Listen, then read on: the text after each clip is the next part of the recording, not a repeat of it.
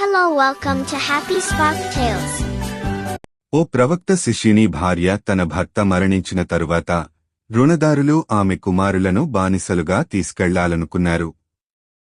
ఆమె యెహోవా సేవకుడైన ఎలీషా దగ్గరకు వెళ్ళింది. ఎలీషా ఆమెను చూసి, నీ ఇంట్లో నీకు ఏమి ఉంది అని ప్రశ్నించాడు.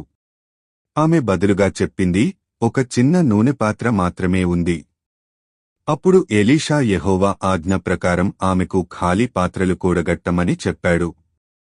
ఆమె కుమారులు పొరుగింటివారి నుండి అనేక పాత్రలు తెచ్చారు.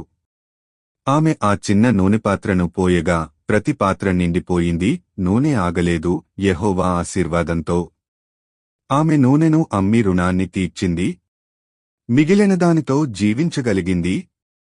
యెహోవా విశ్వాసమును గౌరవిస్తాడు. ఆయన సేవకుల మాటలు వృథా కావు. ఈ వీడియో నచ్చితే లైక్ చేసి సబ్స్క్రైబ్ చేయండి.